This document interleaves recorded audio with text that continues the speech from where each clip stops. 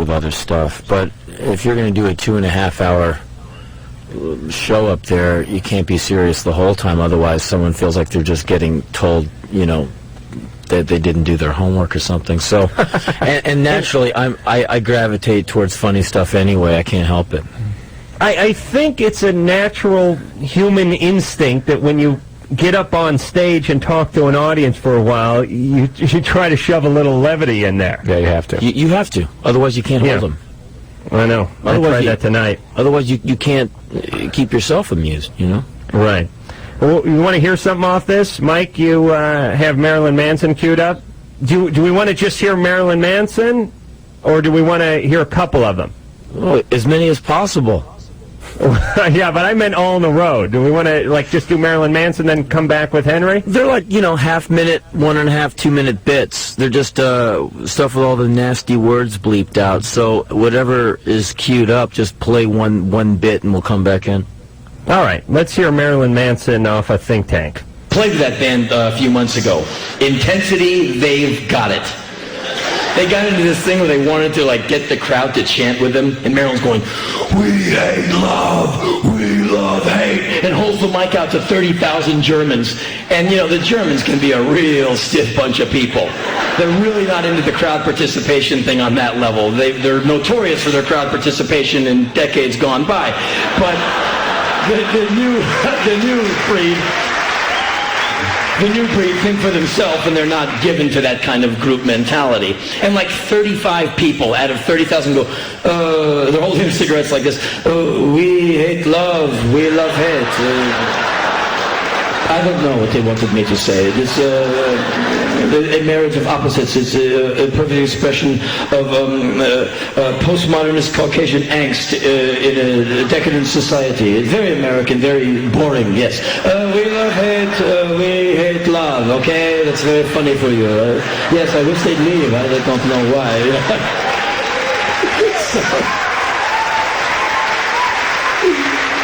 And it was amazing to see all that fury go out, and they got no response. And they're a pretty intense band. Their thing is very theatrical. Lots of lights, lots of smoke, and the makeup and the whole thing. It's very intense. But during the day, on an outdoor stage where there's wind, okay, the lights have no effect whatsoever. The strobes are going, you can't see it. And the smoke machine is given to the waves of the wind. So it just looked like a bunch of dead guys having a cookout on stage. And when you see Marilyn doing this, like, thing, it's like, what's his problem? Like, where's the fatted calf? Where are they cooking the meat? Can I get some? Because this looked like this weird barbecue with these guys, like, it was awesome. But they kicked some ass. I mean, that was a wild afternoon. But anyway, sorry. A little snippet from Think Tank, which is Henry Rollins' latest effort. It's a spoken word, and I think quite amusing. It's better than Lenny Bruce. Henry? Yeah. Yeah. I call, by the way, I call that genre of music that Marilyn Manson does mummy rock. That's I think what I've labeled it. I think he's a very interesting guy. I ran into his dad. I tell you that, the MTV Music Awards? No. I didn't tell you this? No. His dad grabbed me. Dad was wearing a leather coat with a leopard skin lapel. Nice guy. Hands hanging out? No, regular guy, and just said, "Oh, I'm a huge fan of Loveline. Watch every night. Marilyn loves it." Really? Yes. Oh, get his ass on this show. All right, Henry, you going to help us out with some of these calls? I'll do the best I can.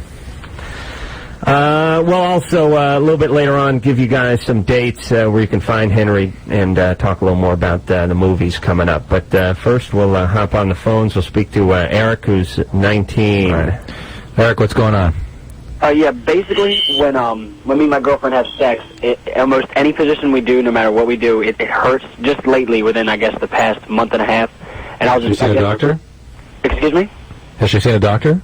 Yes, she went to, well, the last time she went was about a month and a half ago, and she saw her gynecologist. And actually, it was about 3 weeks ago, and she said the only thing that the doctor really said was that her cervix is low.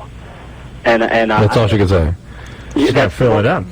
Well, at that time, we weren't really, like, I guess, that active at that point, so it didn't really hurt. And we maybe did it twice, and it only hurt in a certain position. So your cervix, let me ask Drew something. Does your cervix shift around? Yeah, a little bit sometimes. How would it do that? It can flip around. Sure. Does it move depending on how old you are? Yeah, it can. Oh, sure. Sometimes it can slip all the way out. Oh, yeah? I think that happened to my grandma. Hers fell out? That's what it looked like, yeah. It looked like? It just sort of saw the bulge coming out of her skirt, and I just wondered, yeah. What the hell are you... I'm just kidding you, jackass. So you're going to have to deal with here, Henry? All right, so what is it, Drew? My concern is that she doesn't have an ovarian cyst or endometriosis or a tubal or uterine infection. I would... I'm sorry, the doctor did... She went in basically because she was having pain when she was peeing or urinating, I guess. Yeah. And she said that she had a... The latest thing was that she had a infection. A urinary infection inside her intestine. A urinary tract infection. But she may have more than that. I mean, she really needs to keep going back. This is a new problem. It suggests something has changed anatomically. And I mean, it's great that you're concerned about it, and it's great that she's getting appropriate medical care, but she needs to keep going back until the problem is satisfactorily explained, okay? Can you move, and Drew, don't say okay tonight. Because Engineer Mike will pot him down. Yeah. You know what I'm talking about? Yeah. Okay, don't do it. What if I'm done? Okay. Don't say okay. All right, we'll speak to, and I won't say all right, speak to Tracy, who's 35, and has, what's her question, Drew? HIV? Yeah. Tracy? Hello? Hey. What's going on? I'm kind of caught in the middle of a situation that's going on. I have several friends who are homosexual, two of which have just recently found out they were HIV positive, and then two others, one who regularly goes to the doctor and has a AIDS test done because he receives plasma products. For what? Pardon me? Why does he need that? I don't exactly have a full story on it. He suffers from severe anemia. So wait, he's HIV negative, but he has some sort of bone marrow problem and needs blood products? Yes. Okay. What are plasma products? It's just blood products. I don't know what he's getting, whether it's platelets or what. I think he's do they just give you platelets? K. Sometimes. What's that? I think he's getting factor K. I'm not certain. Vitamin K? Factor 5? That might Factor be 8? it. Okay, anyway, so...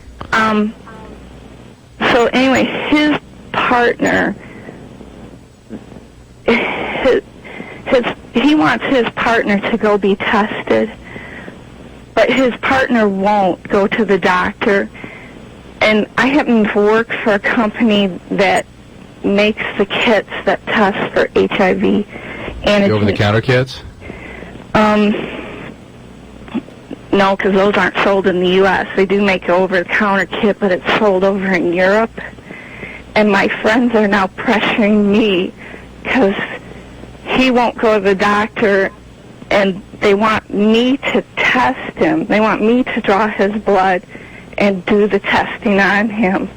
Hey, Tracy. Yeah. You sound pretty shaken. Yeah, I'm upset about this. Why are you so upset about it? Well, because... It doesn't really sound like that big a deal to me. I mean, I know we're dealing with HIV, but it's like you run a smog check place and a guy wants to bring his truck by. No, it's a bigger deal than that. Why? Well, I mean, first of all, you can't do testing. Issues.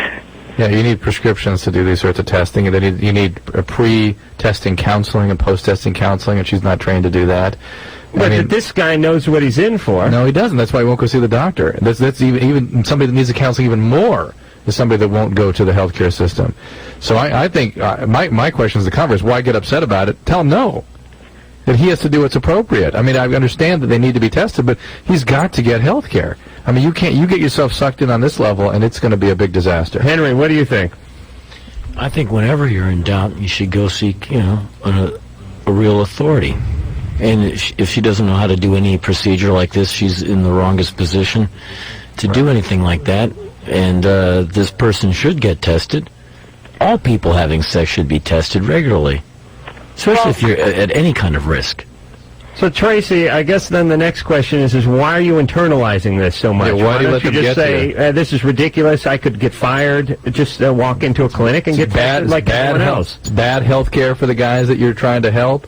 It's not an appropriate position for you. You're not trained to do it. It's it's all kinds of issues. And if your friend is with someone who refuses to get tested, maybe your friend should seek a different partner.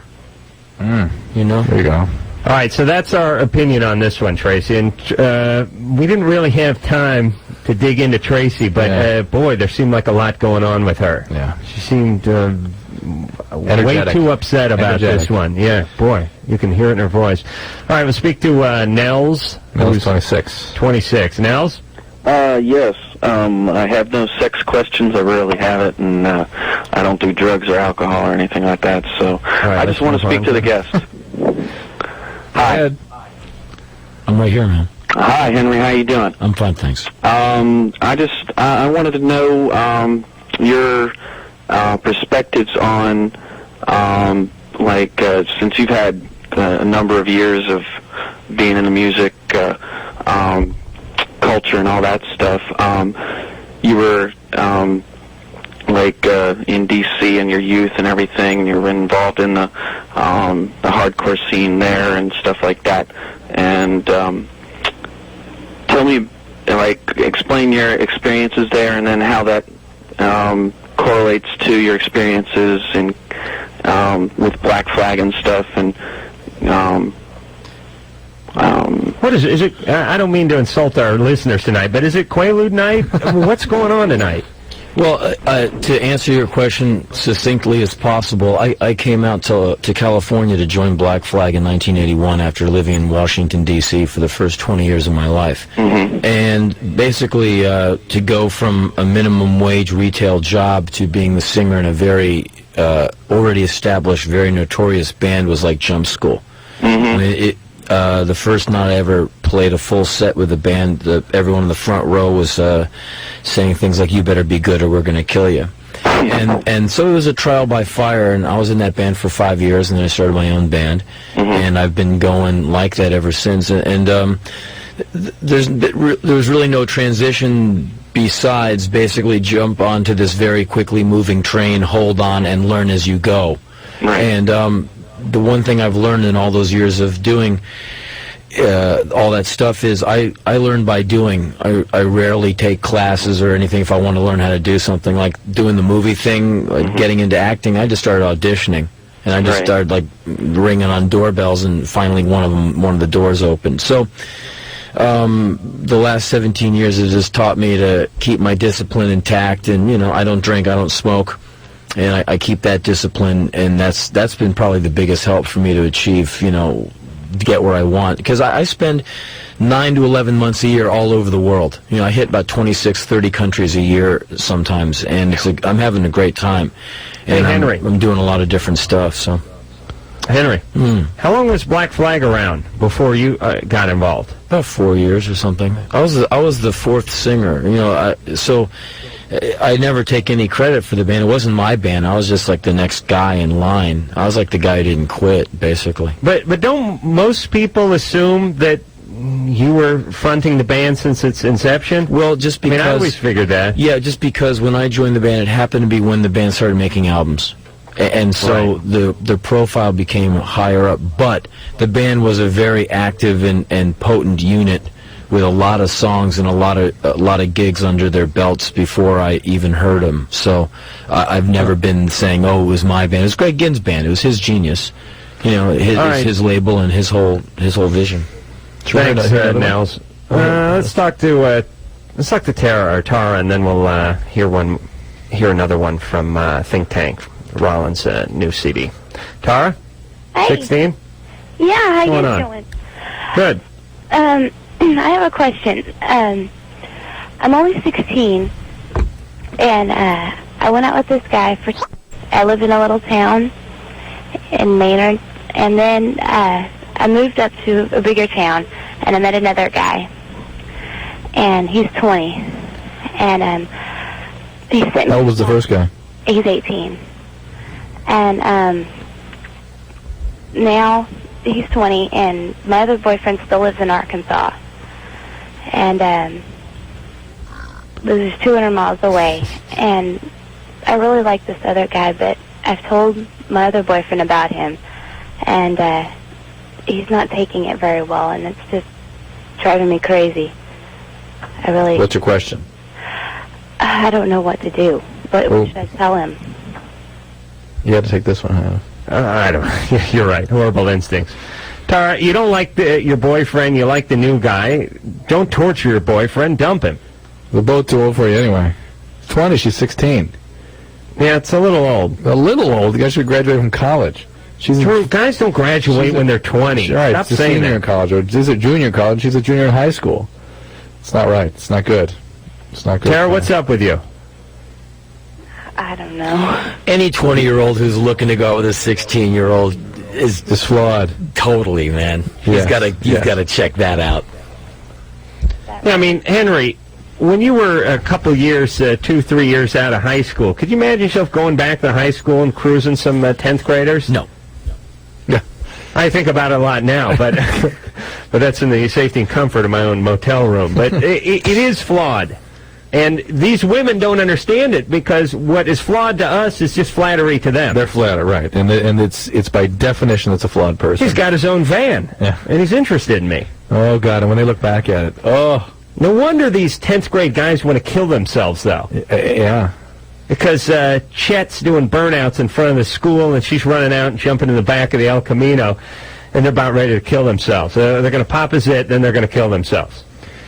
All right, why don't we hear something else real quick from Henry Rollins' new CD, Think Tank. Mike, you got Baywatch queued up? Let's give that a I watched listen. an episode and a half of Baywatch to see the world's most popular television show. Have you noticed that the women, these poor women, are getting shoved into bathing suits that hold a 6-year-old girl, first off? Okay? The Speedos are this big. They just are just... I'm dying! They get the shoulder straps over. It takes 45 minutes to get these poor women into these suits. They are so skin tight. They're giving them these like labial split wedgies going. Oh, you haven't seen them? You know. And a show like that is just like some mediocre primetime TNA. And if you've noticed, the poor women never say much at any one time. Like, BJ's in the water! Help me! You know why? The suits are so tight, they're pressing down on the implants, which are impacting on the lungs' capacity to take in air. I mean, they tried giving them more lines. They tried giving them like a paragraph to say, but they're like... You know, they're like to break them out of that suit with the jaws of life. And if you've noticed, these women are always diving into cold water. Every chance they get. It's 7 a.m. Time to go to the beach. Nipples, bing, ratings. Johnson & Johnson, Pepsi, they all come in for the next season. Well, our money's up. Great labial split, great nipples in the early morning cold water, erectile tissue, we love it. The ratings love it. We'll be back next year with all that money. And these women, and David Hasselhoff, who's kind of like, you ever seen when dogs get bred too much? They kind of get like that. Have you ever seen that kind of constant look of confusion that Michael Bolton has? That kind of like... Hasselhoff has it too. He just has that...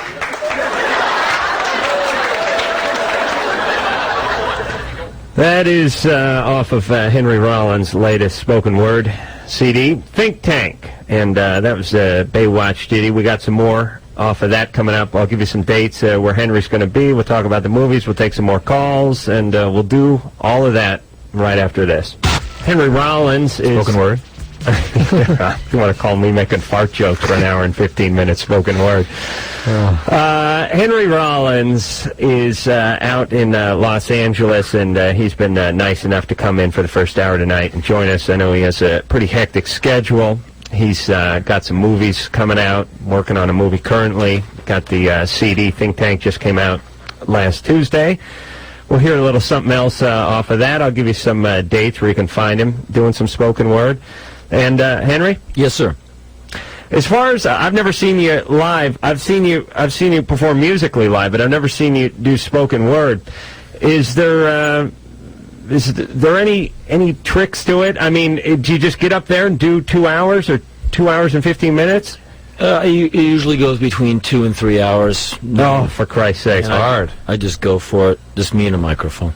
It's you're touring a lot now, so it's like every couple nights? I'm starting on this coming Friday. I'm starting shows that'll go into mid-December. I was just handed a list. You want to go over this? Yeah, but I want to ask Henry a question or two first. How structured is it when you go out there? Do you play it by ear? Could it go an hour and a half if things aren't going right? No, it never really goes ever less than 2.5 hours. And do you have a pretty good idea of what you're going to talk about when you get up there? Yeah, I come out with a list of stuff I want to get to, and I bring the list out just so I don't forget stuff I want to get to and get sidetracked. And we really should know what we're going to talk about when we go out on stage. We really should. We got to get a list. Hey, can we use your list, Henry? We need a list. We just need an idea, a thought. But, Henry, is it sort of a, what the hell game am I talking about? Like when you play gin rummy, you talk about something, you have something, it works, and so you have something else that doesn't work quite as well as that, so you try to work in something else and sort of discard things and add things each night? Basically, I have a bunch of ideas I want to start working on, and I work them out on stage. And where something would take about 10 minutes to get into and explore, 3 nights later, if you're still on that topic, you're bringing in a whole bunch of other references and tangents you go off on, and some of these things get really epic. Right. This one story I was telling a couple of years ago, it takes like 65 minutes to get through all of it. Wow. Yeah. Adam goes on epic discussions, but it has to refer back to your penis or farts. Well, you know, right. That's it. That's his No, that's thing. Adam. Yeah. Yeah. Oh boy, is it. That's my bread and butter, Henry. Well, Hey, if you want to use some of my fart material on your next tour, no, you know, that's all yours. I'm 37. I kind of hopped over that hurdle when I was like 8 or something. No, you know what? There's something scary about being a male, is that you still laugh at fart humor. And I'm publicly humiliated because I stand up there and I laugh. Yeah, it may be fart humor, but it's highbrow fart humor. I mean, it's fart If it's humor. coming from you, it's definitely highbrow. Henry's going to be in Austin, Texas on October 2nd at the Liberty Lunch. October 8th, Washington, D.C., the 930 Club. Boston, October 11th, Berkeley Performance Center. New York, the 13th and 14th at the Irving Plaza. Drive it home, would you? Would you sell it? 1020 Cleveland, Ohio, the Odeon, and There you I'll go. give you more dates to follow. And you know what? A much easier thing to do is they can always go onto our website, which is TWO1361-21361, and all the dates are there. So, you know. All right, so we can get that, and we'll put that out there again. I'm just trying to give you more time for your jokes. You know, Tonight, I hit rock bottom about 15 minutes ago. Let's go to call. Let's talk to John, who's 30. John, what's going on? Hey, well, first off, I was wondering if Henry would ever think about doing something with Jello Biafra, since he's doing a lot of spoken word stuff, too. I just interviewed Jello a few months ago. Talked to him for about 3 hours on video. And as always, he's a very interesting man. Oh. No, we would never tour together on account of his performances are very long, as are mine, so it would turn into this thing where you'd have to get a room, take an intermission, you know, take a nap and come back after a good meal. So he and I really couldn't do it. But he's a cool guy. He fights the good fight, and I like him a lot. Yeah, indeed. And I guess my question tonight was, I kind of started dating a typical granola hippie chick who doesn't really like to shave too much. And it's gotten to the what do you point, mean not too much? well, the legs, the armpits, you know, and She doesn't shave at all. yeah. And That's but not there's when you shave too much. She objects to shaving and doesn't. exactly. And I was just wondering, you know, of course she wants me to go, you know, down there, and she doesn't really trim that at all either. And how do I go about approaching her about that? Do I just come right out and say it with? Read Henry Miller books. He loved a full, dense pubis. Crop? Yeah. Miller? Sure. In the tropics, he loved the hookers of Paris for their lusty and full-bodied pubises. Oh, boy. And you know, there's a See, you're Odor has damaged, a way you're of getting damaged by trapped all those down there. wafer-thin models who do all kinds of interesting things with their pubic hair, like the little mohawk or the Valentine heart. If you are like a Ted Nugent listening to meat-eating, full-on warm-blooded American male, the last thing on your mind is hair, son. You'll be thanking your lucky stars you got your face close enough to the general area of the targeted destruction. Well, I can identify with that, but it's the whole natural dental floss thing that's kind of, you know... Damn it, man! Just get in there! Drive! Drive! Drive! Ask like questions later. Henry's standing on top of one of those blocking sleds. You get to my age, you hit 37 looking at 40, you're happy if anyone even gives you the time of day. Oh, the women love you, Henry. You know it.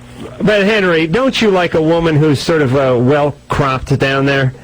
I mean, be honest. I like women who believe in good hygiene, of course. Otherwise, hey, you know. All right, but listen, here's the deal then, John. If you can bring it up, and, you know, what I would do is I might offer a trade. Lord knows there's something she doesn't like about you. Agree to go ahead and work on that if she works on that, and if she doesn't do it, then that may be a deal breaker for you.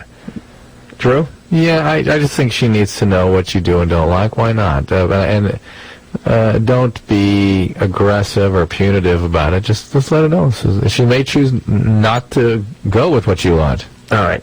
Drew, let's David. Let's We're going to David. Raise the next caller from the dead. David? 22. Yes. David. What's going on? You're on with Henry Rollins. Hey, Henry Rollins. Hello, Dr. Drew. David? The other night, I was with my girlfriend, actually, the other afternoon, and we were messing around, and her mom walked in on us. Her mom pretty freaked out and kicked her out, and now she's living with me, and she's pretty depressed and everything and doesn't know what to do. I'd like to know if there's any advice I could give her to maybe help her. How old is she? Out. She's 20. What were you doing when the mom walked in? Oh, my bare ass was sticking right up in the air, and she just finished asking me if I was done or not.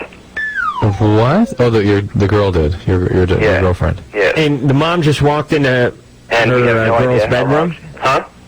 And we have was no it just idea. in the bedroom she walked in? Yes. How old are you? 22. So you're both of age. You're legal adults. Yeah, but we both still live at home. Well, maybe you should get out and get your own apartments and go all night long. That's basically our advice. You know, I don't have any kind of documentation of this, but I would reckon that at least 70% of the people, young people that move out of the house, do it based on an event. For me, I think it may have been smoking a joint out of my dad's trumpet mouthpiece that finally sent him over the edge and got me into the apartment with the three guys in North Hollywood. I thought they just kicked you out one day. That's the way you always told the story. It's like one day I was nice kid sitting at home and they said, get out of here. Well, it was, You're 18 now. It's accumulation of things. But the point is there's an event usually that sort of initiates getting out of the house. Yeah. And at age 20, which she is, and 22, which our caller is, it's time. Yeah. This is a godsend. Then you can have all the sex you want. But to answer your question, maybe your girlfriend should go back to the house and see if she can give mom a few days to cool off, and they can talk like adults about it. Because I agree. Sex is inevitable, and mom and daughter should be able to talk about that stuff without there being raised voices, and everyone should be. But both are really adults here too. I mean, exactly. I'm talking about her walking in on a 14-year-old. Well, the family comes from a Mormon family too. Well, son, they might want to slit your throat and have you do that blood atonement thing they're really into. I think so. Well, be careful. That's why I have a tattoo on my ass that says Guns it's and not Roses. what it looks like. That's on my inner thigh. I have the tat on my ass says it's not what it looks like, just in case anyone's dad walks in. And it tastes like chicken. Okay. All right, Drew, what do you want to do? You want to do squeeze another call or you want to go to break? Well, let me try one more. All right, let's go to Andrew, 20. Andrew. Hello, Henry. Yeah. Hi, Dr. Drew. Hi, Adam. Hey. Looking forward to the new movie Frost, I guess you're in, with Michael Keaton. Yeah. When's that coming out? I heard it's around Thanksgiving. Thanksgiving, huh? My question, I had two questions for you, actually. One, which is kind of personal, you don't have to answer, I guess, if you don't want to. It's none of my business. But I was curious if you still talked to or collaborated with anything with Glenn Danzig at all? I saw Glenn about 6 weeks ago and talked to him for about an hour and a half. But you guys have remained friends and all that jazz? Oh, yeah, sure. That's yeah, great. He's in good health, and he's working on new music, and I like him a lot. I've known him about 17, 18 years, and he's I think he's an excellent guy, very smart, very funny, so it's good to see him. Yeah.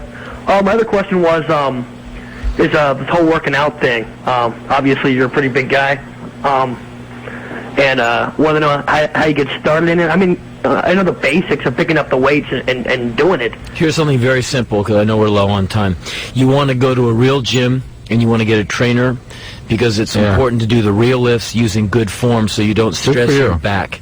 If you get like lower back problems in the lumbar region, you can have problems with your shoulders if you're benching too heavy with too wide a grip. So you basically want to get someone who really knows what they're doing to show you the basic lifts done correctly, and go slowly, progress slowly, and you'll never have problems. You can get heart disease from from Valsalving and you're doing all kinds of. You can get hypertrophic heart disease. You can rip your body up. You know. Yeah, you can, and you want to get something out of what you're doing. And there's there are people out there know exactly how to tell you what's Valsalving. Bearing down. Oh, really? That's not good for your heart. It's breathe. Okay. And people somebody has to be saying you're great. You're an amazing doctor with the breathe and. A personal genius. trainer and good nutrition is key. All right, and look up Glenn. Glenn's a guy who works out too, right? Yeah. Glenn. We haven't seen him in a while, but he always comes in and scares us once every 18 months. Yeah, he's looking pretty big these days. He's due for scaring any day now. All right, Henry Rollins is here. Think Tank is the name of the CD. We'll hear a little something off that when we come back. More you, more Henry, more us, all after this. If I was gay at this stage in the game, 37 years old, aging alternative icon, kind of getting gray, kind of getting a little soft in the head, I'd be taking out ads. Aging alternative icon wants and lots of it. Please, please, please, bring it in, bring it in, bring it in. Run at me with that damn thing. You know, life is short. Get off as much as possible. So I would not be subtle. How awesome would it be to be bisexual? To walk into a room and just go, all right. Oh, yeah. I've heard that there's a publication in San Francisco, which I've never seen. It's apparently a bisexual publication. It's called Anything That Moves. Awesome! Drew, you were editor of that in high school, weren't you? Anything that moves, huh? Henry Rollins is our guest tonight on Loveline. Think Tank is the name of the latest spoken word CD. It was out just a couple days ago, and that was a snippet from that. Henry's back in L.A. We're here in Green Bay, Wisconsin. Henry's going to hang with us for about another 15 minutes, and then we're going to struggle on without him. Drew, you got yourself a call working? Yes, let's go to Casey. Casey is 25. All right, Drew, you're fading, buddy. No, I'm not. Speaking of the mic now. Casey. Hi, this is Casey. Yeah. Hi, Henry. How are you? I'm fine, thanks. Here's my problem. I don't know if it's a problem. I'm 25, and I used to be not very sexually active, and I've been on the road for about 6 months now. And doing what? For work. Dancing. And, what kind of work? Computer. You're dancing at computer shows? No, not dancing. Anyway, my problem, I don't know if it's a problem, but just lately I want to have sex like all the time. I go out all the time and pick up guys, and I'm always very careful, I'm always safe sex, and but I'm just wondering if this is like a hormonal phase because of my age, or maybe, I don't know. How long have you been doing this for? Maybe like the past 3 months. Well, how many guys? Only like 10. 10 guys. You've been real lonely on the road? Yeah, I guess so. You know the thing that I hate about women? They can go ahead and just dictate that cadence. If they want to speed up the sexual metronome a little bit, they just go right ahead. They'll go, it'll be 12:45 on a Tuesday night, and they'll go, I think I'm going to get laid. They'll head out. By 1 a.m., they got some guy on top of them. I made that commitment to pick up the sex every New Year's for the last 17 years. So far, it's not panned out. Oh. But, women, especially if you're semi-attractive, you're going out on the road, you're working, you want to do it, as many as you can do. You want to slow down, you slow down. You want it more, you get right on. But you don't feel good about this? I don't know. While I'm doing it, I do, but usually a few days down the road, I don't know. Yeah, it means something. I mean, something's up. Have you lost somebody recently, or did anything happen to you recently? No. Anything bothering you? No. Is this the first time you've ever spent time out on the road? Yeah. Well, I've been touring around the world for 17 years, and there's a lot of it's different than being home, isn't it? Oh, it's crazy different. Yeah, and so a lot of times that need for just someone to be with, it's very strong, you know, and maybe was weirding you out a little is going from 0 to 60, kind of being sexually semi-active or not as active as you are now, and all of a sudden realizing this whole other angle on yourself. You know, that you can also just hang out with a guy and not have sex, and that's pretty cool too, you know. Yeah, I guess. Yeah, if you I mean, if the sex part of it is freaking you out, you know, it's all healthy until someone gets hurt, so you shouldn't be thinking you're bad or doing something wrong, but the road is pretty traumatic. In another 6 months, maybe you'll get your head around it and you won't, you know, be so, you know, freaked out. Maybe that's part of what it is, a little trauma. Are you coming back from the road anytime soon? Yeah. Well, just hang on. Don't do anything. What? Few more. Casey? Yes. What are you talking about? What? Who are you talking to? I don't know. I thought somebody asked me if I was coming back from the road soon. Yeah. Are you? Yeah, in a few months. Oh, okay. Months. All right, that could be 45, 50 guys. Yeah, I totally agree with Henry. I think, look, you're looking for contact, you're looking for intimacy, and I think the sex is going to continue to not satisfy that need and make you feel a little less than worthwhile. And lose a little better judgment, get back home, and find a relationship. And whatever numbers you rack up during this road tour of yours, don't count them. Don't put them on your resume. You know, when you marry the guy? You know what I mean? All right. Don't explain to him about the 50-some-odd that you put on when you're on the road. Let's talk to Eric. Eric is 15. He wants to talk. Well, you know what I'm talking about, Henry. Guys don't like to hear about that. He wants to talk to Henry. Eric. Yeah. I just want to call in and say some things to Henry.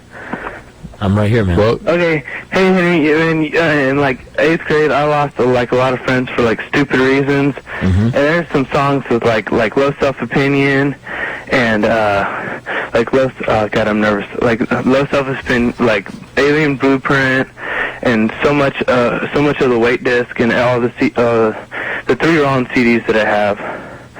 And they just helped me out so much. And I was wondering, like, if you had any problems, like, in the teenage years, and, like, what were they? Well, yeah, sure. I went to an all-boys school, and I was, like, one of the runts of the litter in a place that, you know, a lot of accent on sports.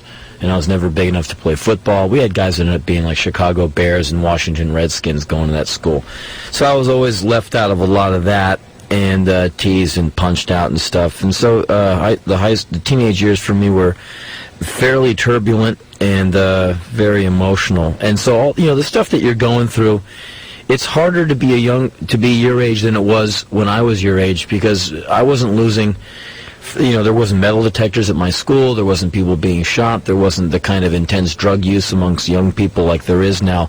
So you're going through a very high stress time. So you should allow yourself to be freaked out a little, but you should also know that all that's part of the package when you're that age, you know. And believe it or not, years later you look back and it's some of the best times you ever had.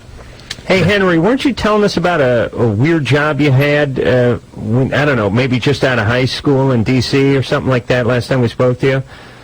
Well, working at the lab, I was working at a division of National Institute of Health, NIH. Yeah. Right. Something to do with corpses or animals or something. I can't remember what it was. I work with lab animals, yeah. I had to deal with a lot of blood samples and whatever.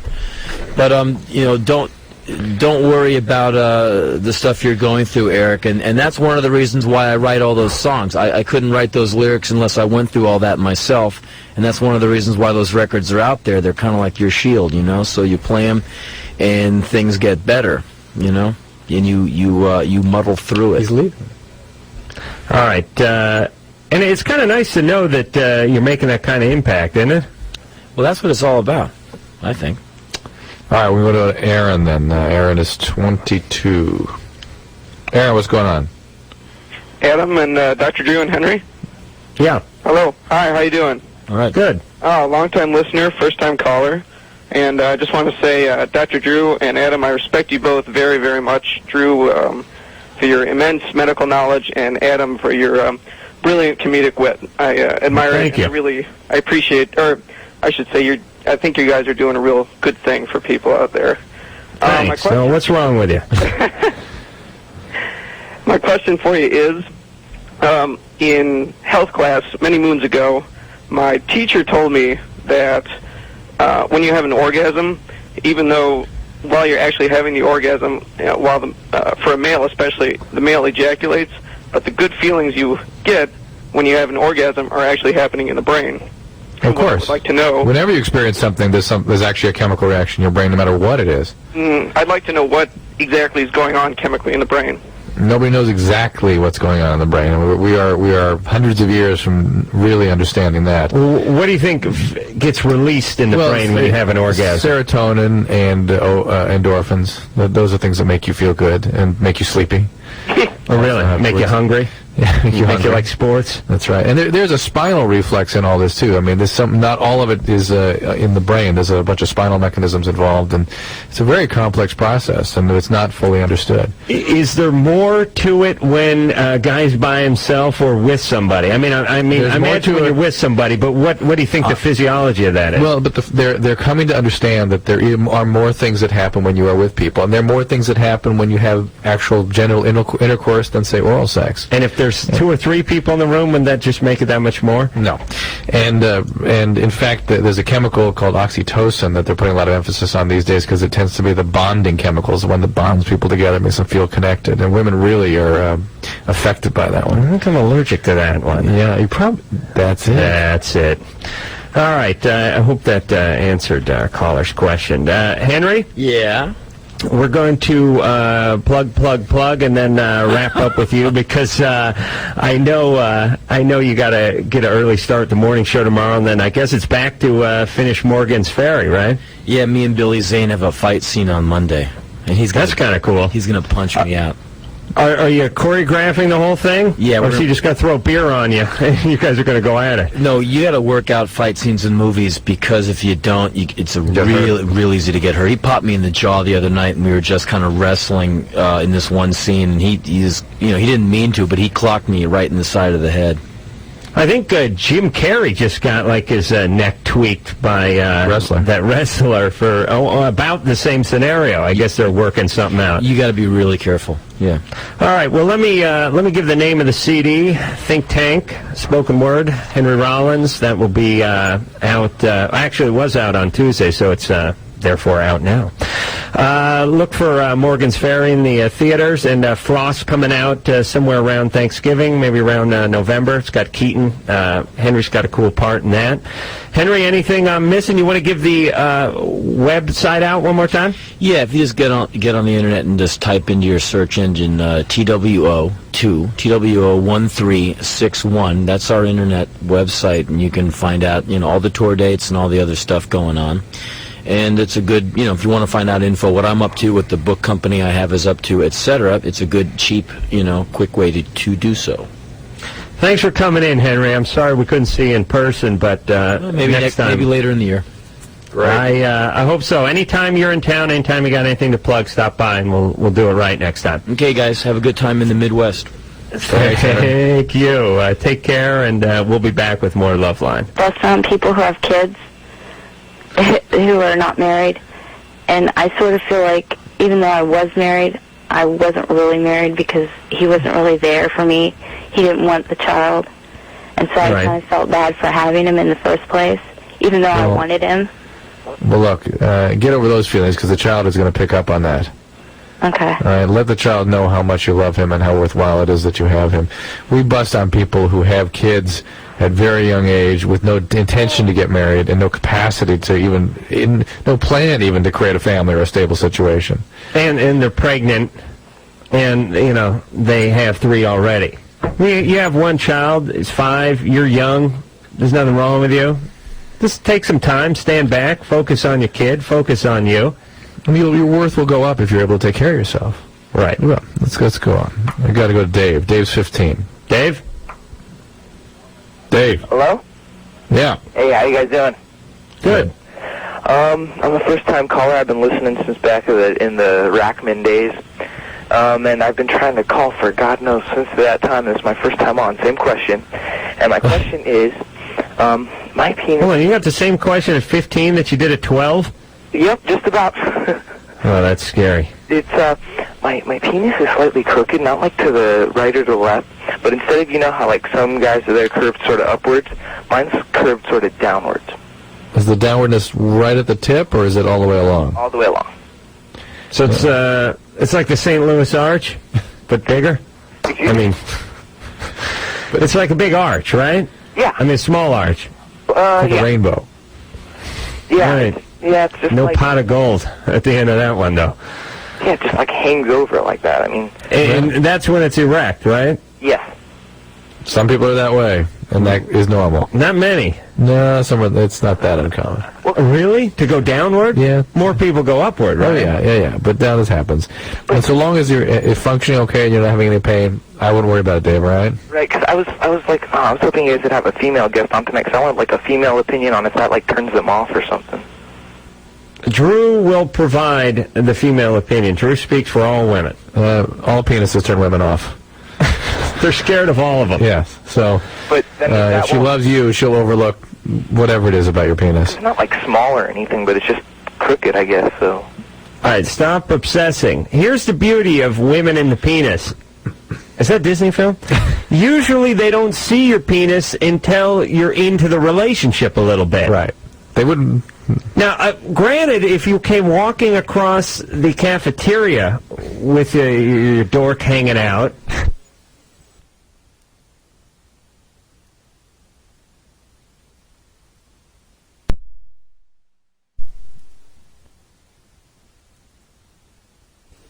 Right. It's possible that it's some remnant from that. So. Let me play devil's advocate here for a second, Drew. On the curvature.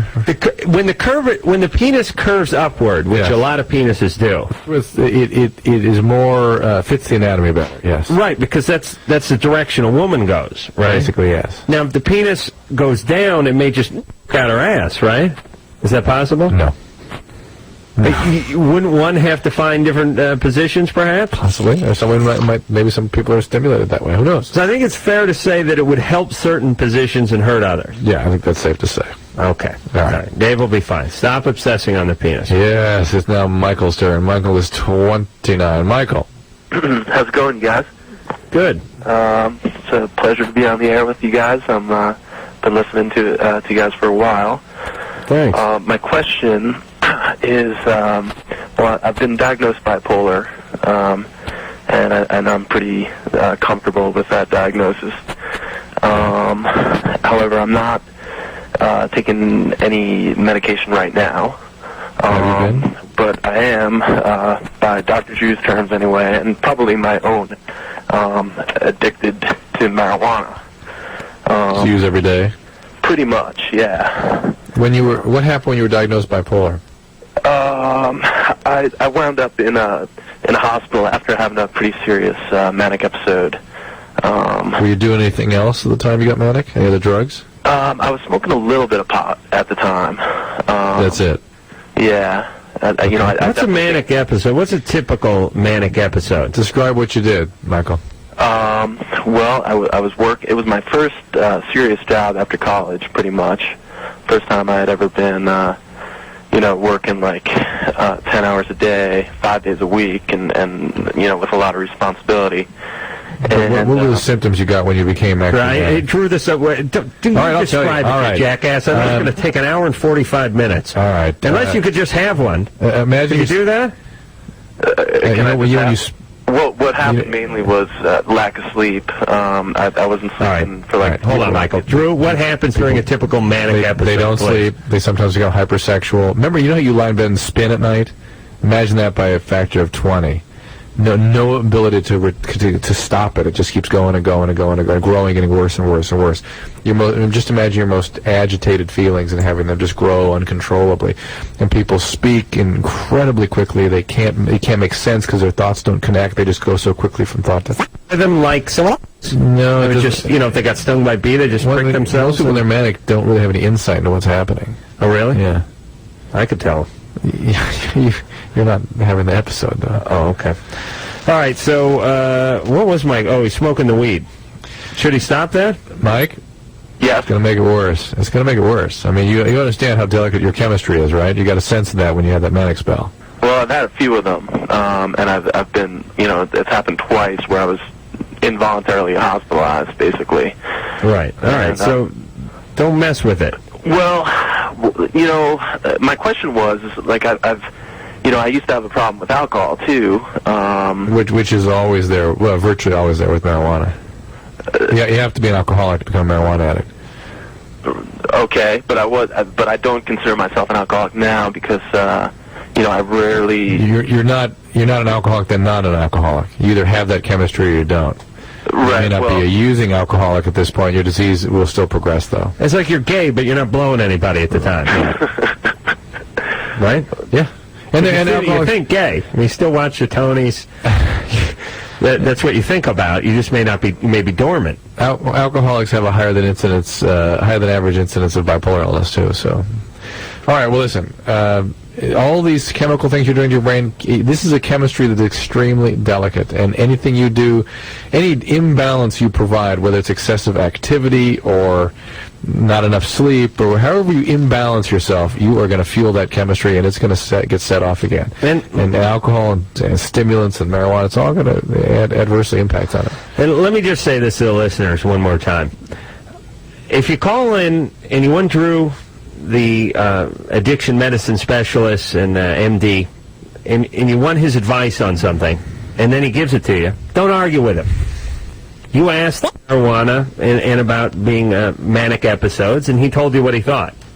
That's what he thinks. That really bothers you, doesn't it? You empathize with me on that one. No, I don't care. Yeah, you do, because whenever that happens, which happens all the time. Right. All the time. Right. Not just in radio, in real life, when I'm practicing. I hear Drew on his cell phone talking to his patients while we're in the car all day long, and he tells them 15 to 20 times that they have to go into the hospital, and then he keeps telling them, and then I get pissed and yell at him. Grab the phone and yell, "Go to the hospital, you old coot! I'll come over there and kill you myself. You really need a doctor." That's such a Greg. Greg is 21. What's going on, Greg? Hey, how you guys doing? Let me just say, I think you guys are a couple of geniuses. Adam, you're hysterical, dude. I tell you. But my question basically is, my girlfriend and I, we've been together for over a year, I suppose, and oral sex, I could never orgasm until 2 days ago. Was that just with her? Was this your first girlfriend? Yeah, this is my first experience altogether.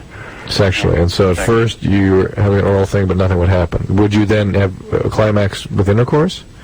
She wanted to wait. She doesn't trust birth control or something. She just wanted to wait till she's ready to have a family before she does that, and I respected that.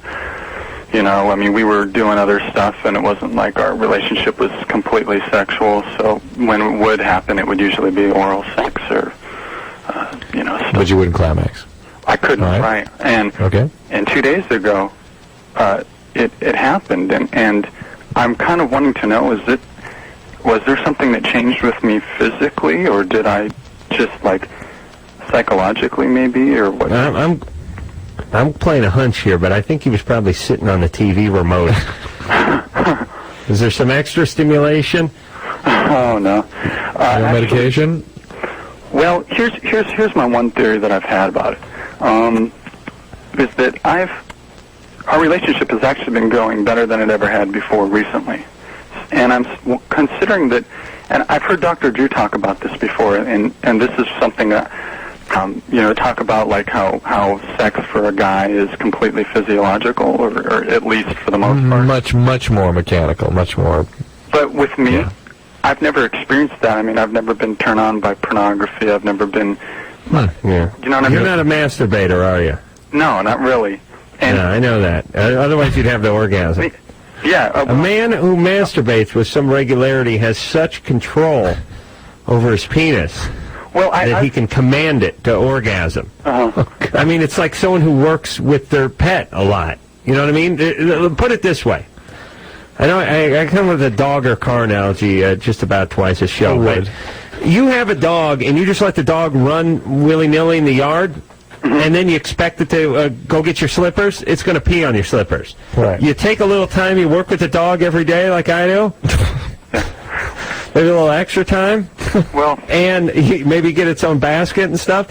You work with it, and then it works with you. It knows how to respond. Sure. Well, I mean, sure. I mean, You understand? I can masturbate. That's not a problem. Here's the. How often do you do it? What, with her or masturbate? Masturbate. I don't know. I mean, I haven't. I used to do it a lot when I couldn't climax, like afterwards. You know what I'm saying? Because I'd be like, frustrated. You know what I'm saying? So that is such a slap in the face to a woman. I wouldn't do it in front of her or anything. I know. You know. She knew what was going on. Here's another. Let me just throw in this one last thing. Of one factor that I think could have played it, because I think it was psychological, is that I had a hard time getting over the fact that she dated a guy before me with a bigger penis. I had a hard time getting over that, and it was a friend of mine actually. Why did you know that? Just I knew it before we even went out. When we were just friends, she was telling me about this one of hers that had this big. I know God does that to torture. Torture us. I know. I'm convinced there's a couple of guys with big schlongs that are deployed, actually deployed by God. Yeah, there's like an airlift. Black helicopter comes by, a low altitude drop. They get dropped with like some supplies, some condoms to a roll of 20s, and they just go around and have one encounter with a bunch of women. They have a huge penis, and then we got to come in second. Yeah. Don't focus on it. Okay. Yeah, Greg, of course it's psychological. I mean, for crying out loud, unless you develop diabetes or got put on medication or off medication, unless there is something that we can ascribe to a medical disorder, of course it's psychological. But you can just hear it in his voice, can't you? That absolutely. God, I would love to have a like Super 8 film of what's going on in Greg's mind when he's getting oral sex. There's like a huge penis puppet chasing him, down the street, and he runs by, and his mom's like in a house coat going, "Go, go!" and then joins the chase with the big penis, and has to jump over a scrotum hurdle, and you're thinking way too much, Greg. You know what? Turn on a porn movie, crack a beer, and just relax, would you? All right, man. Get an oral sex. Good Don't stuff. freak yourself out. You think yourself right into a corner. I tell you, these guys with the IQs, it's torture. I'm convinced they're all miserable. Thank God you don't have to worry about that. Oh, thank God I barely have a high school education. I'm free. I don't know how anything works. I don't care. I'd rather, you know what? I insist on getting paid in coins because I think they're worth more than the paper. It's a great life I have. All right, Drew, why don't we talk to, let's talk to one more caller before we head into break here. Alan's 18. All right, let's kick it up a notch now, Drew. Here we go now. What's that, Alan? Yeah. Yeah. I got a problem. I used to smoke a lot of weed for like 3 years. This is Alan, right? Yeah. Okay. It just says, the call says there's something a little different, but go ahead. Well, there's two parts to it. I used to smoke a lot of weed. Now I don't remember nothing. I don't remember a lot of things. How do you know you smoked a lot of weed? Well, because I remember, like, the last 3 years of my life, some things I remember, some things I don't. So you've been smoking for the last 3 years? Yeah. And you stopped recently? Right. How long have you been off? About a year. Did you have any problems stopping? Did you get depressed or anything? No, I had to start smoking cigarettes. Okay. All right. Well, so you don't remember much from 15 to 18? Yeah, pretty much. All right, let me give you a quick recap. A bunch of guys pulled your underwear up your crack in the gym. You failed a class or two. Your folks got pissed off. And your grandparents were disappointed. But you're 18 now, and everything's fine, right? Huh? No, he's screwing. Yeah, he's screwing around. Yeah. Good night. Hey, Alan. You asshole, you're getting me kicked off the air. I'm going to try to forget this call. No, it's my friend. He's a dick. All right. So you don't remember anything. What are we going to do? Well, I don't know. Is it a problem that's going to stay with me for a long time? The memory problems associated with marijuana use usually improve quite substantially when people stop. I've seen some studies, though, that suggest there actually is an anatomic change in the brain for 15-year-old male pot smokers. That's the only place that's been actually proven where there's frontal lobe shrinkage. So I could see where there might be some significant, persistent long-term memory problems. So it may not get better. Well, don't freak the guy out. Maybe. He's fine. He smoked a little pot when he was 15. That's all right. I mean, he'll be all right. All right. Just get a job, work hard. He'll be fine. All right, Drew. Speaking of frontal lobe shrinkage, why don't we take ourselves a whiz, drink ourselves some coffee, and come back with a little more Loveline. Hey there, kiddies. It is Loveline. Adam Carolla over here, Dr. Drew over there. Phone number 1-800-LOVE-191. I want to thank Henry Rollins for coming in tonight. And again, gives a little CD a plug.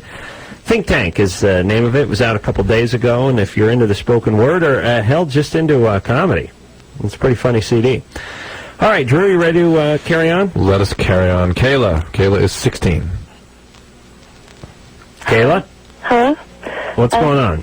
I'm 16 and 1 month pregnant, and I was doing some research on the internet, and they said there was this pill that you could take to have an abortion.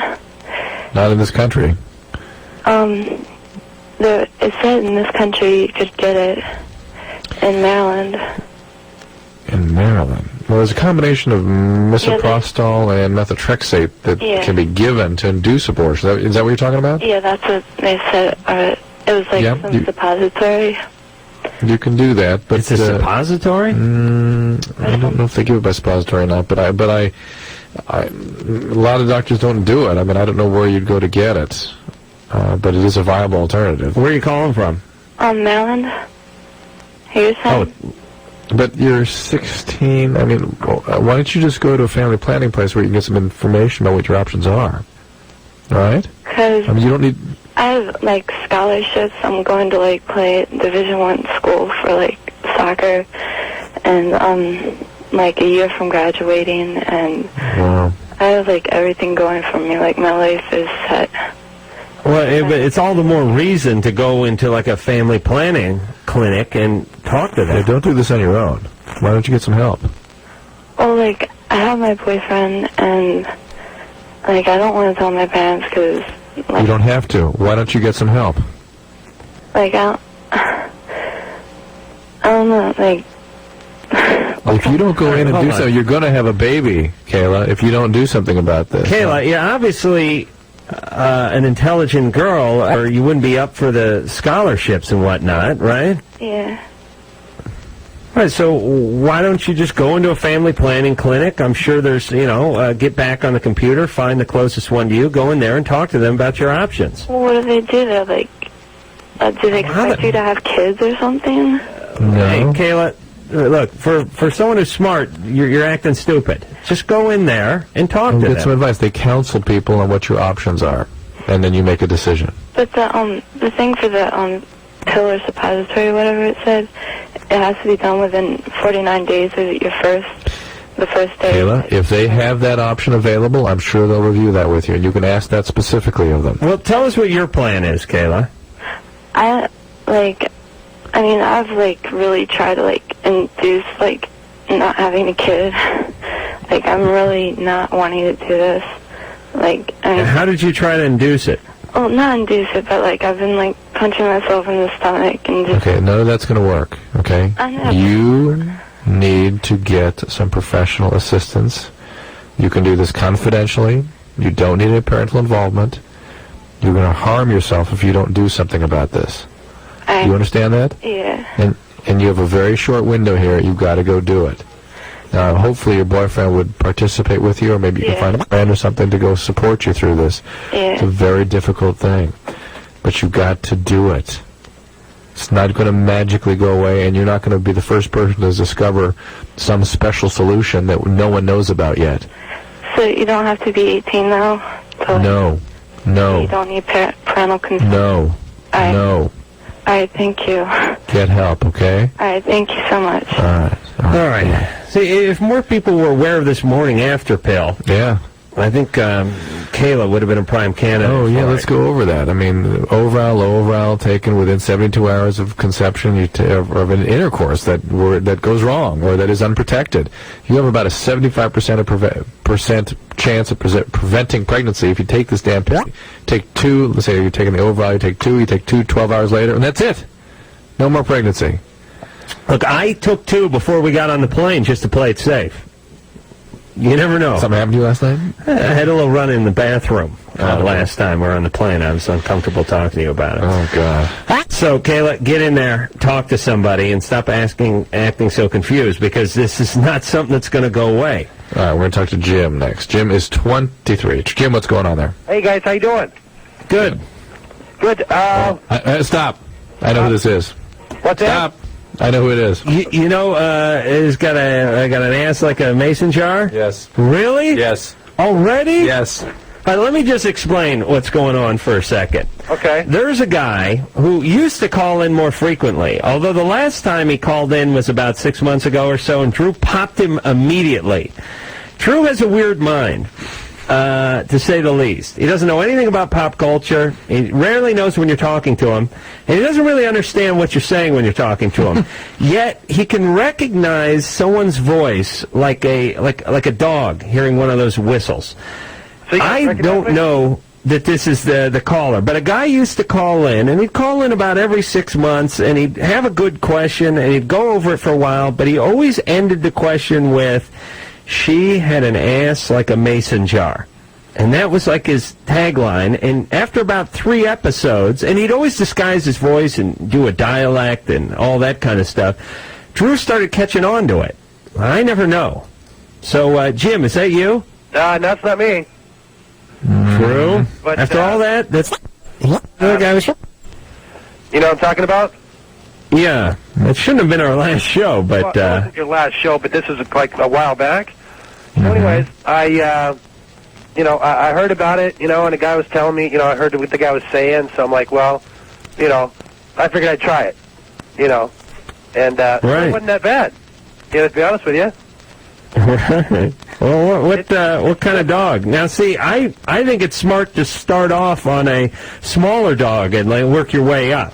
Right. Well, it's a German Shepherd. You don't want to start with like a Mastiff. Right. You can get TMJ from that, can't you, Drew? Yeah. All right. Well, what kind of dog did you service there, Jim? Just for the sake of radio. It's a German Shepherd.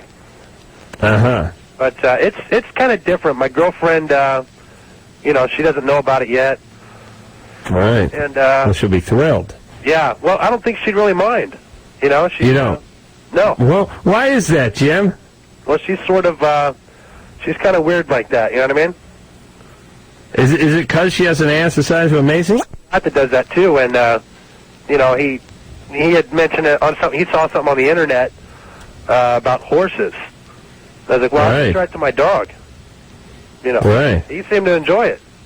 All right, let's end Jim. Let's end. Really? Yeah. Right. The reason, I'll tell you how we know those such things are bogus, because when you really talk to somebody who's done that kind of stuff, it's chilling. The difference between somebody screwing around and when somebody actually does that kind of stuff, it's a little bit creepy. Yeah.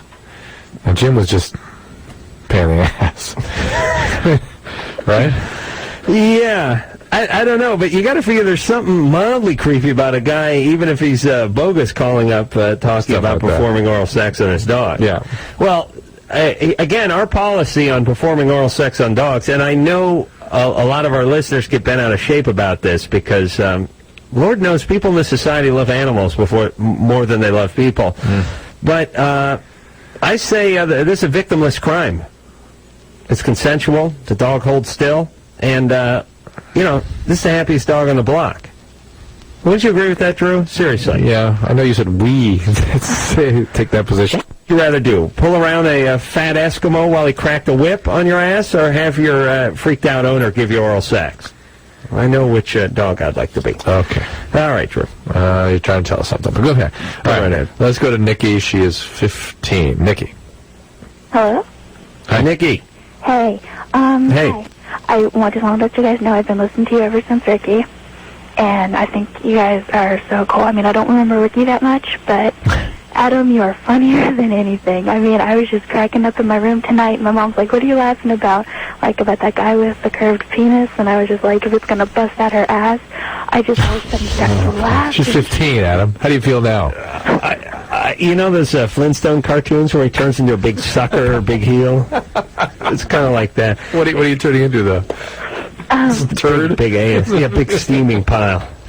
I wonder if he did that to a girlfriend and she'd have the, the asshole like a bonus jar or something like that. The mason jar, yeah. Yeah, mason jar. Nick, you're making me feel bad. I'm sorry. You really are. You know what? I swear to... I don't think much about my job. It's just one of these things where you sit down and you start talking. But when I start having some of the things I said regurgitated back into me, well, Adam, it's bad. You should think about your job as one of the things that so many people, I mean, I admire you. I really do. You guys are helping teenagers around the world, and well, God bless you, Nicky. Thank you. there's not many people that do that. I'm really making quite an impact on society, talking about the penis poking through the asshole, guys blowing their dogs, that kind of stuff. That call was kind of strange. Anyhow, I called to let you know, Adam, I am about maybe 4 calls ago, the manic depressive, only bipolar. Yeah. With manic depression, same idea. I was diagnosed with that maybe about 6 months ago. I was addicted to crank. I was a 1.5 year addict to crank every day. And I don't know. They could make a diagnosis of bipolar, by the way, until you've been at least 3 months off crank. well, my friends turned me in and they started doing tests on me, and I'm really depressed. And Adam, to let you know about those attacks, you don't know when they're going to happen. You cannot control your body. The best way I can explain it is the hurt. It's like hurting inside because you're depressed, and it just gets bigger and bigger and bigger until somebody makes you mad, and your agitation gets so extremely enlarged, you get insane. You it, laughing, screaming, hitting. That's right. The brain normally has sort of bridles on those sorts of things, and it's like none that exists, and it just keeps going. Can you imagine, though, with a woman and with the period kicked in about the same time? That's pretty psycho. That's the trilogy of terror. Eggshells under. All right, so, Nikki, you on medication now? Yes, I am. I've been on it for 6 months. Great. Feeling okay? Yeah, I take Depakote. Getting your levels checked regularly? Yeah. Your liver function test? They take my blood. Good. You got to get liver tests, CBC. Yeah. Why do you have to get all that? It's valproic acid, it's Depakote, and it can be liver toxic, and it's very easily aborted. I mean, you don't have to get liver damage, but you have to watch it constantly if she develops anything like that.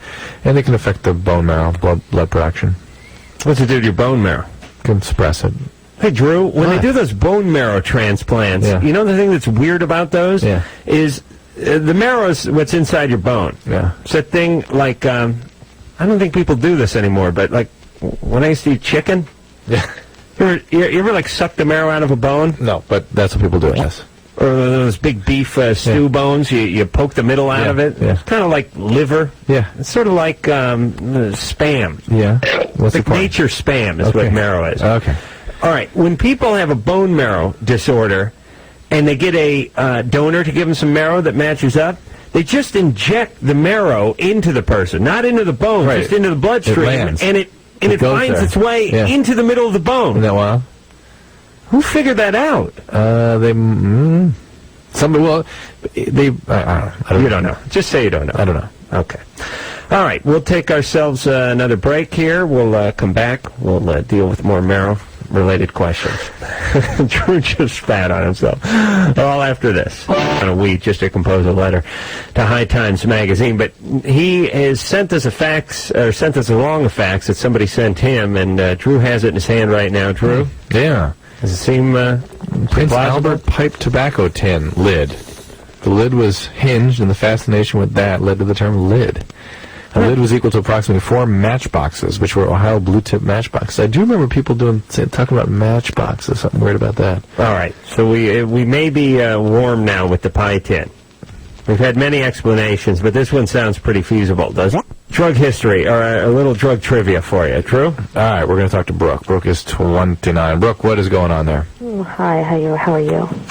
Good. Speak up, please. Oh, okay, I'm sorry, I have a cold. I've been with my boyfriend for about 4 months now. Before that, I wasn't with anyone for 2 years. I would pleasure myself, you know, with like vibrators, massagers, but there was no one in my life, so I wasn't going to sleep around. Well, now that I've been with him, I cannot orgasm with him.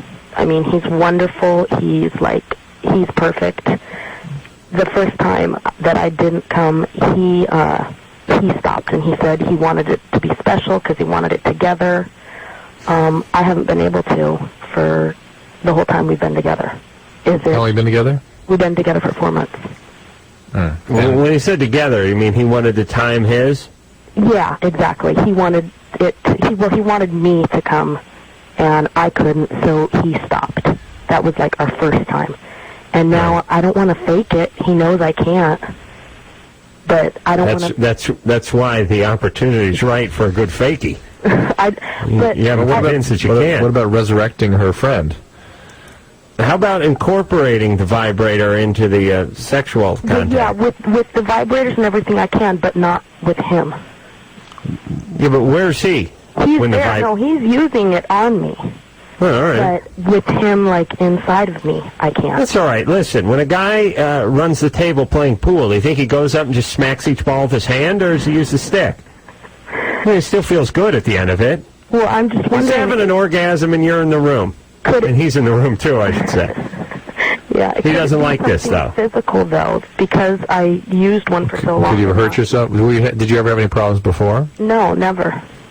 Well, I'm sure he's gotten over the I'm not going to have an orgasm until you do phase of the relationship, though, hasn't he? That was just It was about 3 days in. That was just the first time. Well, yeah, you can desensitize yourself, but you've been away from it. Or I see you still use it on occasion, such as it is, right? Yeah, exactly. I mean, you'd have to be away from it probably for a few months before things went back to normal, if they do. And you sort of desensitize yourself a little bit. But Adam gave you some solid advice there. That's your other option. Really?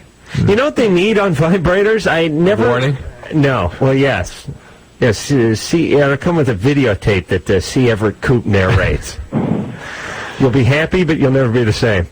I just thought of this idea. Okay. Drew, you know how... you know the bayonet works? Yeah. There's like a clip on the end of it. You snap it on the end of your rifle. Or how sometimes the guys from the SWAT team, they have that Maglite flashlight that snaps on the end of the M16. Right.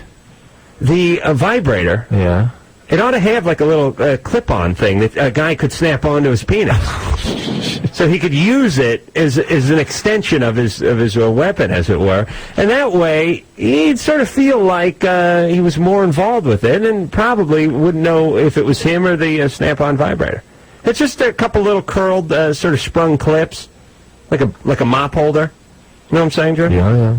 That's a good idea. All right, there's something there for you. Yeah, and you too, potentially. Okay. All right, let's go on. Let's talk to... I'd have to wrap a little duct tape around my penis so it stayed on good, you know. Harry. Or just bend the clips in. 27. Terry. Yes. We're waiting.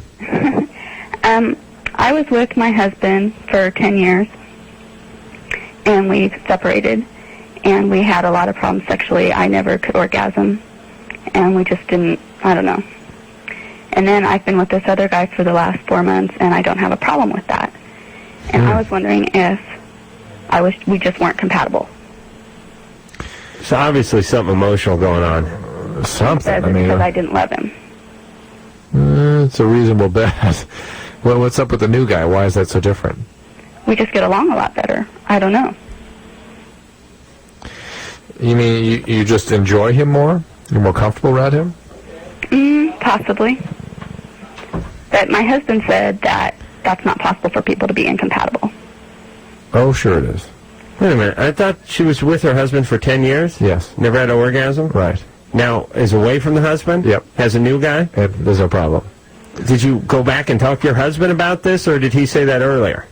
Well, he doesn't know that I'm with somebody else. But you had these discussions about it. Uh-huh. Are you completely broken up with your husband? Yeah. Yes? Yes. All right, so you are divorced. Well, it'll be final in a month. I mean, it depends how you define these Don't things. ever let your husband find out about this. Oh, I 10 wouldn't. years. Yeah. 10 years drilling for oil. Nothing. Not a drop. Yeah. And all of a sudden, pow, Yeah. new guy. I mean, kill himself. I mean, all these things are true. You probably weren't that involved with your husband, and God knows he wasn't certainly tuned into what your needs were, or couldn't deliver them for some reason. I mean, there's all kinds of issues that go into this. I mean, to put a sort of a simple term like incompatible on it is sort of sidesteps the complexity. Yeah, it was a complex situation here, but it's a different relationship with a guy that you are more compatible with and enjoying more, and things are working fine. Right. So let's not live in the past. You got some work to do, too. Make it up. All right, so just get busy and don't question it. Okay. All right, let's talk to Sean. He's 23. Sean. Hey, what's going on, you guys? Nothing.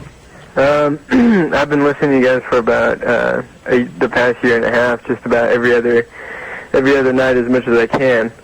I think you guys are great, and in that time I hadn't called in for a while, because you've addressed a lot of people that had problems that are similar to mine at one time or another. Mm-hmm. But you talk off and on about tattoos and how they separate or kind of block out meeting people or distance people. Mm-hmm. I was wondering how that is how you see that. Well, that's sort of not totally our theory. Right. Our theory is that people that go a little wacko with the tats and the aggressive piercings and whatever hairstyle they're wearing, whatever fashion they're wearing, it's a little bit antisocial. And when they get angry that they aren't, they don't get a job in a front desk in a conservative law firm or something. Right. It's like, well, what do you expect? I just mean, you see a guy and he's got a bone going through his nose, and he's got like a bike sprocket hanging off his tongue, and he's sleeved with tattoos up and down each arm. You see the guy and you think, I'm going to walk on the other side of the street, unless I'm really effed up and attracted to it. Which could be the case. Right. But to me, the real aggressive stuff is making a statement. But the people complain that they aren't hired at certain jobs, they're discriminated against, this sort of thing. Yeah, what people do is they sort of take themselves out of the game and then complain that they were taken out of the game or looked over. Right. Yeah. Well, it was about probably a year ago that I was depressed for a while, and I got out of like a 2-year relationship. And I distanced myself from people for some time, but I started getting tattoos after I built up some confidence in myself, and they were tattoos that related to my tribal history as a Native American. What is your tribal history? What's that? What tribe? Puyallup and Tulalip. Northwest Coast Indians used to tattoo themselves. Like the Quaquutals. Oh, really? Right? Well, Quaquutals and Haidas, and other people are more known for it, but it was amongst a lot of Northwest Coast tribes. And there's parts that... What are future generations of Indians going to get, like a slot machine or Keno table or something? That's a little gambling, there's a little tribal gambling comedy there for you.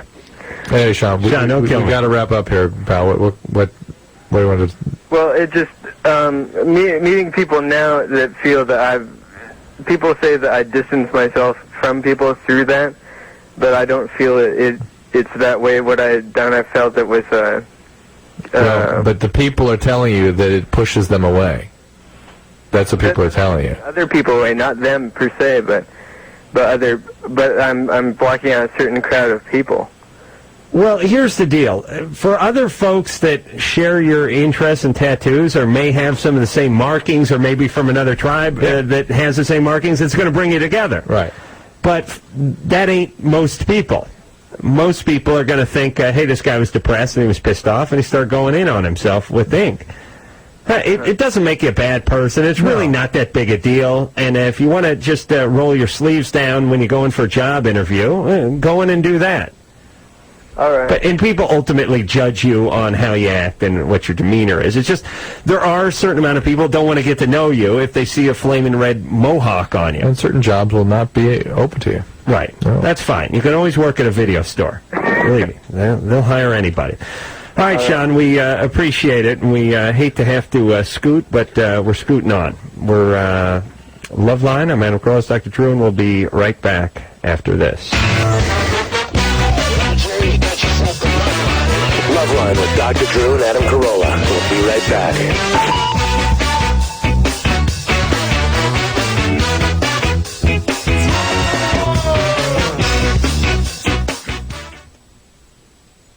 If you've been dreaming about owning a Kenwood car stereo, it's time to wake up. You may need to pinch yourself. Ouch! Over what you're about to hear. That's right, because Audio Express, your home of the $1 install, in conjunction with Kenwood Electronics, has just negotiated a $2 million acquisition of car stereos, speakers, and amplifiers. Deep discount that we're passing along to you. Come in today and see Kenwood prices you've only dreamed about, and the competition is scared to death of. Like a Kenwood AM/FM digital cassette for just $79. Kenwood speakers from $29. AM/FM Kenwood CDs at prices too low to advertise on radio. If you never thought you could afford a Kenwood, think again. But it's only for a limited time. The $2 million Kenwood acquisition sale going on right now at Audio Express. Nobody installs more name brand car stereos and alarms for $1 than Audio Express. Now with 6 Valley locations: Phoenix, Glendale, Paradise Valley, Tempe, Mesa, and now in Maryville at 6710 West Camelback. Audio Express. Check the new times. Audio Express. Your home of the $1 installation. Musicians, even Fender had to go into special production to supply enough guitars just for this one event. And it's the most stunning Stratocaster deal ever. Listen up. Strats just $129. That's just one of hundreds of deals you'll find this Thursday, Friday, Saturday, and Sunday when Guitar Center delivers the single greatest guitar amp and accessory sales event on Earth. Classicals to Martin D28s, Paul Reed Smiths to Dan Electros, Marshall Stacks to Line 6 amplifiers. It's all priced to the bone, nothing held back. Marshall, Fender, or Crate amps, your choice, just $69. $300 acoustics, just $99. Takamine, Yamaha, even Taylor acoustics, just $199. Gibson Les Pauls, an incredible $599. Guitar stands, $5. Korg guitar tuners, just $10. Distortion pedals, just $19. That's accessories at nearly 80% off. Through this Sunday night, only at Guitar Center. Plus, last-minute special buys just added. JBL PA cabinets at 50% off. Yamaha MIDI keyboards, just $129. Creating the Ideal Setting by Corona Beer. Your poolside. A nice palapa bar, where there's plenty of Corona beer and lots of fun and games. You know, cannonball competitions, pool volleyball, water polo. Okay, Flecka, out of the pool. Come on, no horseplay. Look, it says so right there. You're gonna get us thrown out.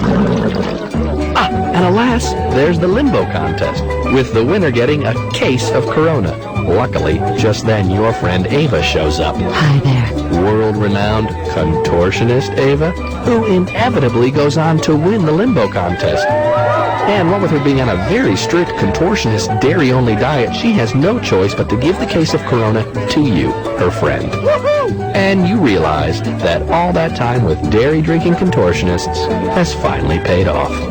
Corona. Change your latitude. Imported by Barton Beers, Chicago, Illinois. 98 KUPD, Tempe, Phoenix. And that was An Evening with Frank, brought to you by Les Girls Cabaret and Cafe. That's why, ladies, it's time. Hey, bro, pull a limo around. Frank's on his last encore. Yes, sir. Great show, Frank. You knocked him dead again. Thank you, Jerry. Sir. Bruno, please, call me Frank. Yes, sir. Mr. Frank, I have your car ready. Where to tonight? I think we'll wind up at Les Girls Cafe and Cabaret. I hear they got a girl that looks just like Light. Les Girls Cabaret and Cafe. Isn't it that place where the dames dance private till 4 a.m. in the morning? That's right, Jerry.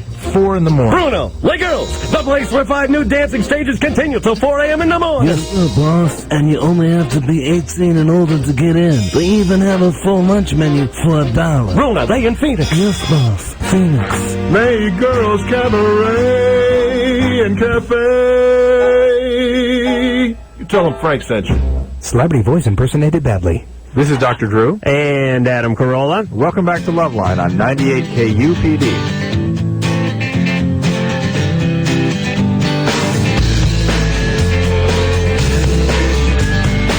All righty.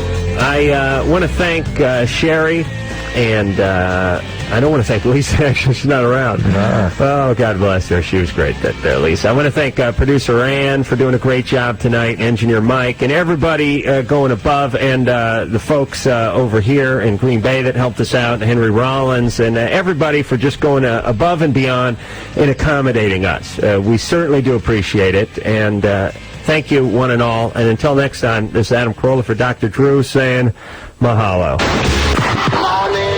This has been Loveline. The views expressed on Loveline are not necessarily those of the staff, the management, or the sponsors of this radio station. And are probably not the views of Westwood One Entertainment. Loveline is produced by Ann Wilkins Ingle. Now, please listen to this station longer. Big Red Radio 98 KU.